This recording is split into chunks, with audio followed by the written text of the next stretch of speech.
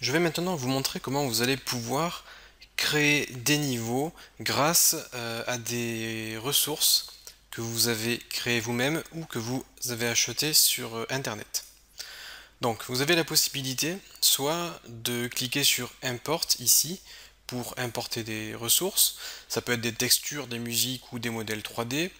Vous pouvez aller dans File, Import.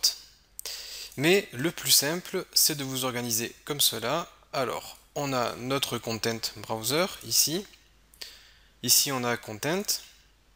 Et bien, tout simplement, je peux aller ici sur mon bureau, prendre un dossier contenant des ressources et faire un glisser-déposer de mon dossier. Donc là, en l'occurrence, j'ai des fichiers FBX. FBX, c'est une extension, un type de format pour les modèles 3D. Donc le FBX, ce qui est bien, c'est que on a des informations relatives au modèle 3D, mais également aux textures. Et là, on me propose donc des options d'importation. On me demande si je veux importer les materials et les textures. Donc en effet, je veux importer tout cela. Et si tout me convient, je peux cliquer sur Import All. Alors faites juste attention sur certains logiciels de modélisation 3D, comme Cinema 4D, Blender ou 3ds Max, vous avez des unités qui sont différentes. Vous pouvez par exemple créer des modèles en centimètres, et sur Unreal, ça sera des mètres. Du coup, si vous faites, une importation à l'échelle 1, ça va vous importer des modèles qui seront tout petits. Donc en fonction de l'échelle que vous avez utilisée dans votre logiciel 3D, vous pouvez demander à ce que vos modèles soient par exemple 10 fois plus grands ou 100 fois plus grands en fonction de votre échelle. Donc moi je vais laisser à 1 par défaut et je clique sur Import All. Donc là vous voyez, je vais avoir une petite moulinette qui va tourner. Donc il y a beaucoup de modèles, donc ça risque de prendre un peu de temps. Et là vous voyez quelques petits messages d'erreur qui apparaissent à l'écran. C'est que là j'importe des ressources qui ont été faites donc sous Unity 3D, et certains formats de fichiers ne sont pas compatibles avec Unreal, et donc j'ai des erreurs pour ces formats de fichiers en question, mais tous les fichiers compatibles vont être importés. Voilà, et une fois que l'importation est terminée, vous avez le dossier, donc ici le dossier mes ressources qui a bien été ajouté à mon projet. Je retrouve tous mes modèles et là eh bien j'ai tous les éléments qui étaient contenus dans mon pack. Donc les petites boules colorées que vous avez ici, ce sont les materials, c'est-à-dire les objets qui contiennent une texture ainsi que des propriétés, comme par exemple des propriétés de brillance ou de réflexion de lumière. Vous voyez que les images n'ont pas la même réaction face à la lumière. Ici, on a un objet beaucoup plus brillant que celui-ci, par exemple. Donc on a les materials ainsi que les modèles 3D. Et on a des petites images qui nous permettent d'avoir une prévisualisation. Et là, simplement en faisant des glisser-déposer, je vais avoir la possibilité d'importer tous les modèles 3D que j'ai donc. Alors, qu'est-ce qui se passe? Ah, mince. C'est parce que j'avais tout sélectionné. Voilà. Donc là, je vais pouvoir importer les modèles 3D un à un, simplement en les faisant glisser-déposer. Vous voyez que je peux construire donc mes cartes. Hop, on peut mettre un petit puits là. Donc là, le puits, en l'occurrence, il est un peu trop grand. Pareil, vous pouvez les redimensionner, comme ceci. On peut mettre des panneaux, on peut mettre des arbres japonais, on a des roches. Donc là, il s'agit d'un pack de modèles 3D en low poly. Donc low poly, c'est avec peu de polygones, c'est-à-dire des modèles qui demandent très peu de ressources. Ce sont des modèles très simples, cartoon, qui ne demandent pas trop de ressources. Quand je parle de ressources, c'est processeur, carte graphique. C'est des modèles vraiment très très simples à calculer. Donc vous voyez, vous pouvez importer des barrières, vous pouvez importer des coffres, des fleurs, des cabanes en bois, des grottes ici, hop, des cactus. Donc vous pouvez vraiment importer tous les modèles 3D que vous souhaitez. pour pouvoir construire vos scènes. Donc moi ce que je vous conseille, c'est d'importer des modèles 3D au format FBX, qui est le format le plus adapté donc dans notre cas. Et vous pouvez utiliser n'importe quel logiciel 3D pour créer vos modèles, ou vous pouvez directement télécharger des modèles en ligne. Il existe énormément de sites proposant des modèles 3D gratuits.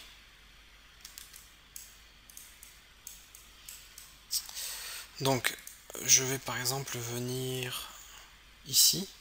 Donc vous voyez qu'ici j'ai donc un sol qui est une couleur unie verte.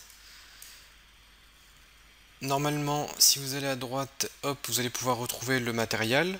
Donc le matériel, c'est ce qui donne donc le visuel à notre image, et on va retrouver le matériel qui a été utilisé. Vous avez la possibilité de remplacer le matériel. Donc si je double-clique, j'ai les propriétés de mon matériel déjà. Donc je peux, si je le souhaite, modifier les propriétés du matériel utilisé.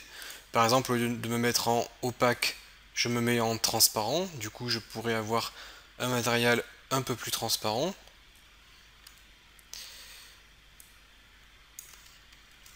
Vous pouvez modifier toutes les propriétés d'ombrage, de transparence, de brillance.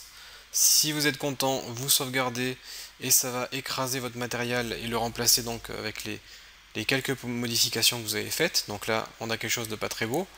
Et vous pouvez également utiliser des matériels dont vous disposez. Par exemple, je peux faire glisser le sol rose, le sol bleu, le sol jaune. Vous pouvez vraiment très facilement remplacer les couleurs de vos décors simplement en faisant un glisser-déposer des différentes textures que vous avez importées dans votre projet. Vous pouvez également vous amuser à importer des textures d'herbe, donc en faisant glisser-déposer une texture d'herbe. Je vais vous montrer ça. Je supprime, j'ai une texture d'herbe sur mon bureau, je la prends, je la fais glisser ici, hop, ça importe ma texture. Si j'essaye de la faire glisser ici, vous voyez que j'ai automatiquement un matériel qui se crée, et là j'ai une texture d'herbe qui a été appliquée.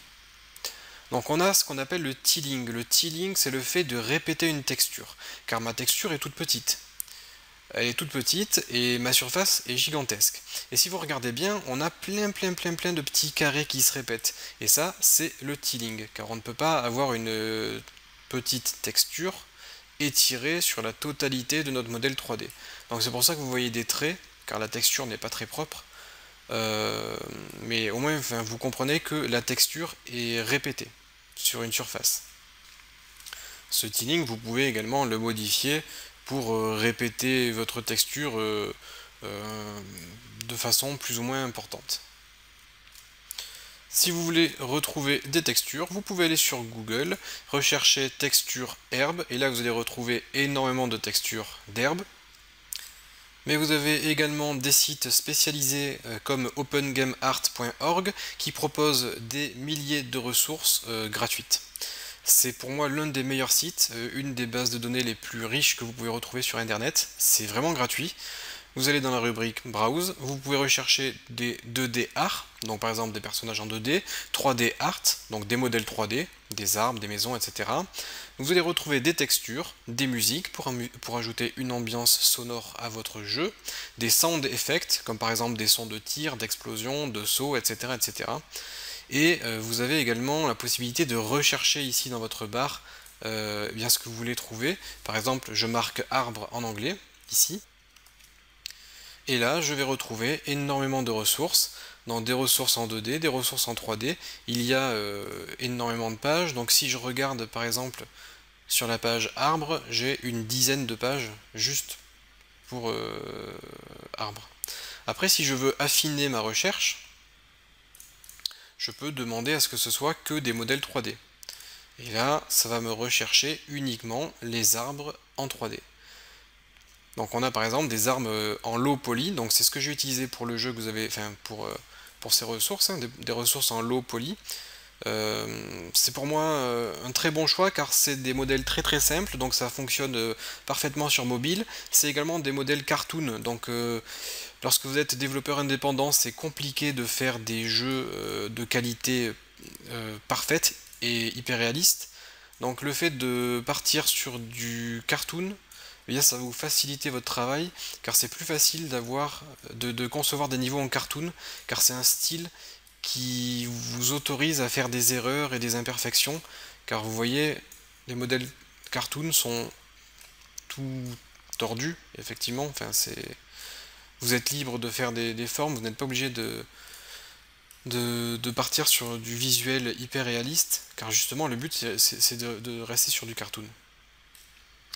Donc là vous avez par exemple un modèle d'arbre, vous avez une prévisualisation, et si vous le voulez, vous pouvez cliquer ici pour le télécharger.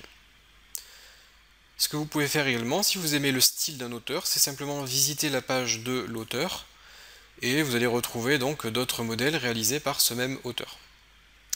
Faites attention lorsque vous téléchargez des modèles 3D sur ce site, vous regardez la licence ici.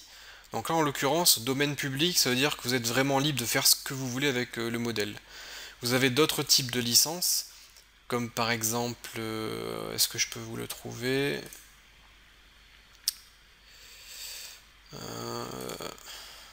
Voilà. Vous avez par exemple CC BY, bien c'est tout simplement une licence qui implique que vous devez citer l'auteur. Donc si vous développez un jeu en utilisant des ressources sous cette licence-là, dans les crédits de votre jeu, vous devez mentionner le nom de la personne qui a créé la ressource. Donc voilà juste pour les restrictions, mais après donc c'est complètement gratuit et vous êtes libre d'utiliser donc les modèles 3D pour vos jeux. Donc une petite chose aussi que je ne vous avais pas montré, donc vous savez que vous avez des formes basiques, comme par exemple des cubes, hein, ça je vous l'avais déjà montré. Si vous voulez créer un mur, vous pouvez mettre un cube comme ceci, tac tac tac. Je me rends ensuite sur Google pour rechercher une texture de mur, donc je marque Wall Texture. Là, je trouve des textures de mur. Donc là, elle est un peu grande, hein, l'image, donc c'est un peu lourd à charger.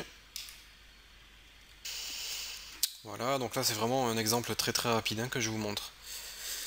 Ici j'ai ma texture de mur.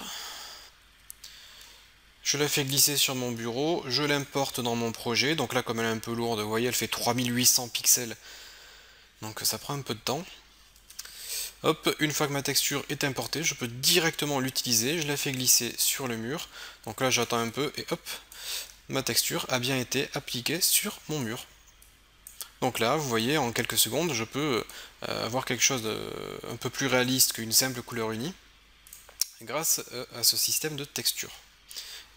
Et toujours dans un souci de réalisme, si vous voulez vraiment avoir une apparence spécifique pour votre jeu, vous pouvez paramétrer vos textures, bien évidemment. Vous double-cliquez dessus, ça va vous ouvrir les paramètres de votre texture, et là vous allez pouvoir régler tout un tas de paramètres.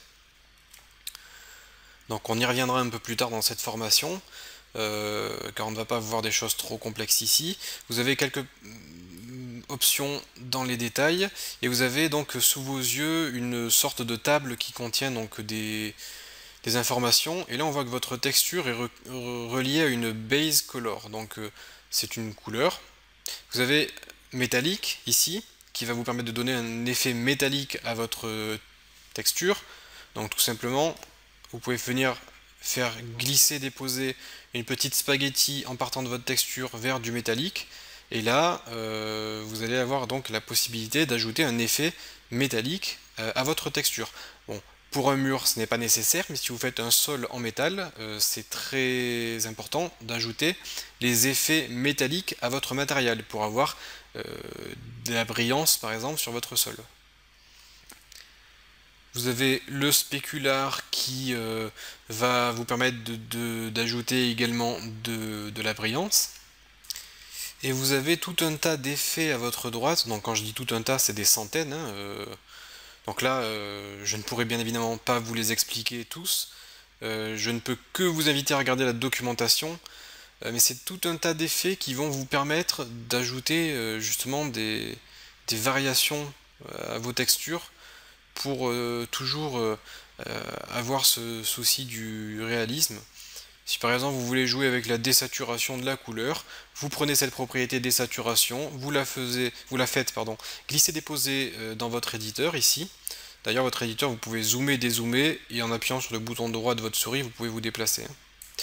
Et vous pouvez venir faire glisser donc une spaghetti. Si vous voulez, vous pouvez faire de la désaturation sur spécifiquement la couleur rouge, car vous savez que les couleurs c'est rouge, vert et bleu. Et vous pouvez donc régler le niveau de rouge, le niveau de vert, le niveau de bleu. Donc là, j'ai ajouté donc mon effet de désaturation.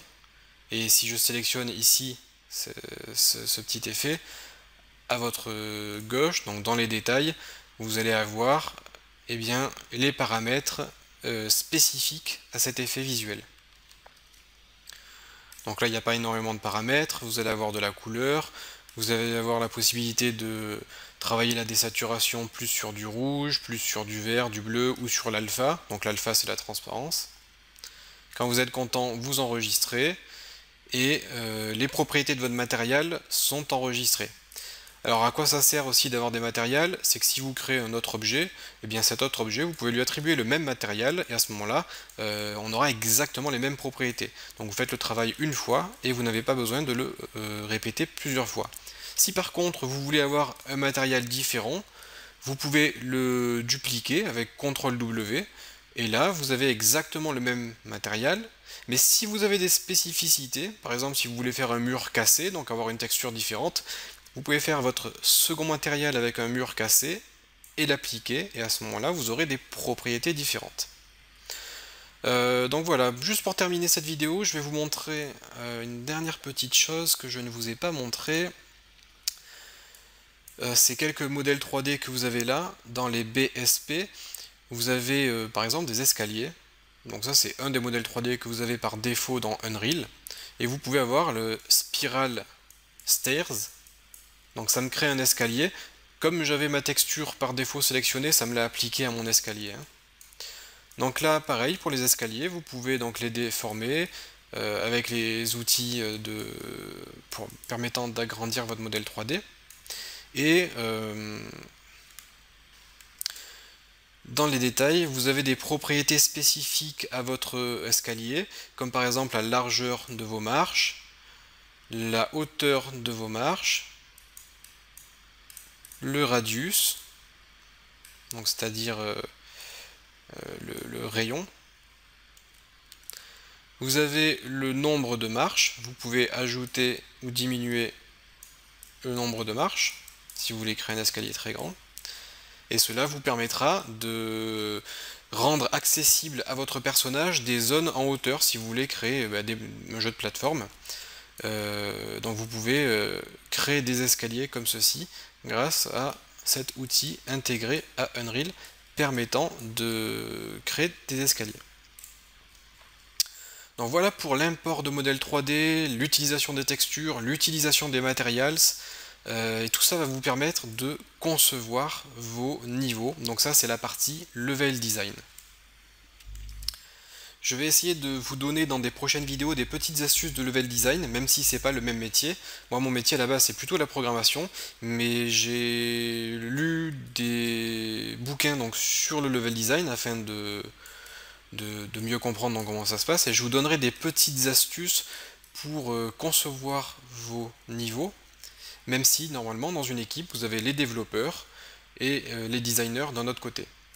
Mais ça ne fait pas de mal de connaître des petites astuces de level design afin de concevoir vos niveaux.